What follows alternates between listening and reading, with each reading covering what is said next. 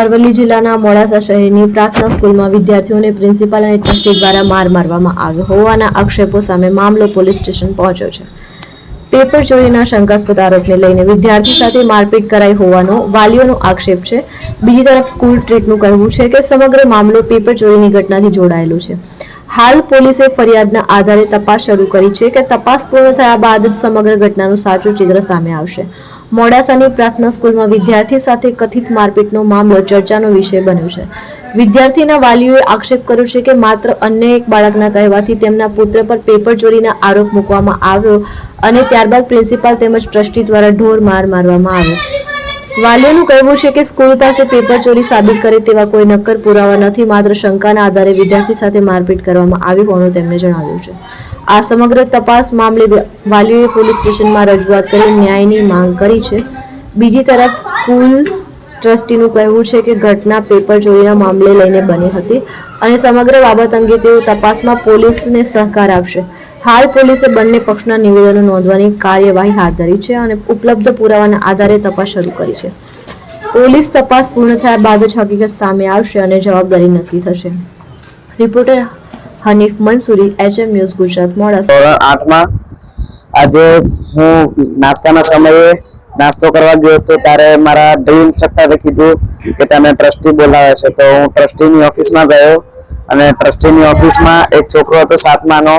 તો એ કહેતો હતો કે મેં એને પેપર આપ્યું સંસ્કૃત અને ઇંગ્લિશનું, જે કે મેં નહોતું આપ્યું એને.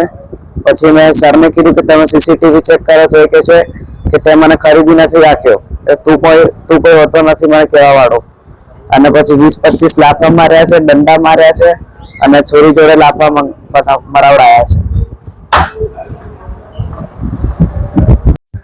અમને જે રીતે અમને ફોન કરવામાં આવ્યો, અમને કોઈ કારણ બતાવવામાં, સ્પષ્ટ કારણ તો ન બતાવવામાં આવ્યું, પછી અમને એવું જાણ કરવામાં આવ્યું કે એને ટેસ્ટ પેપર જોયા છે. હવે એ ટેસ્ટ પેપર એને જોયા છે એવો પણ કોઈ પુરાવો અમને આપ્યો નથી અને એના ઉપર કોઈ બીજા છોકરાએ એને કહી દીધું કે આને જોયું છે. બસ એ બાબતમાં એને આ રીતે એને ગુનાહિત કરીને આ રીતે ઢોર માર મારવામાં આવ્યો. શું નામ છે ને શું ઘટના બની? સર, અમે લુણાવાડાના છીએ. મારો છોકરો એ મોડાસા ભણે છે. સૈનિક સ્કૂલમાં પ્રાર્થના ગ્લોબલ સ્કૂલ છે. મારો છોકરો ત્યાં ભણવા મૂકેલો છે.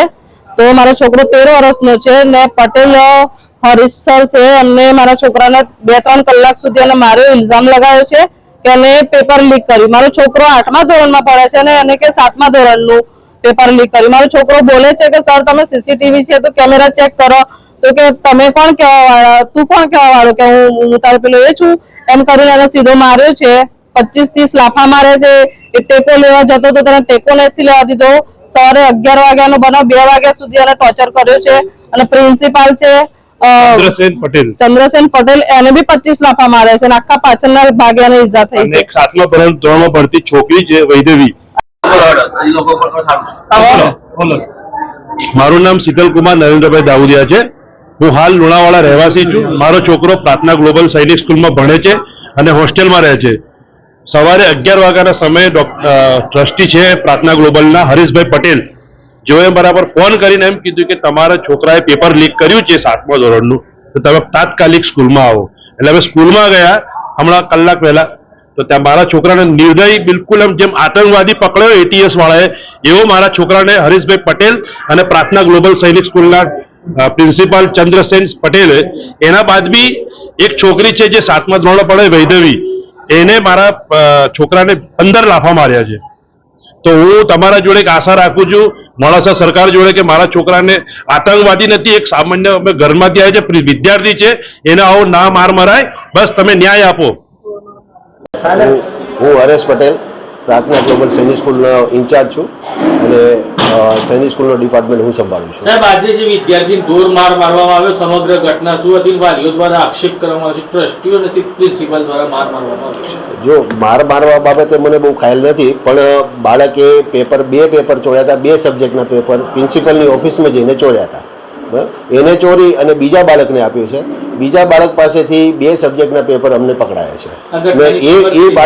એ બાળકે અમને આનું નામ આપ્યું કે સાહેબ મને આ લોકોએ આને મને આપ્યું છે.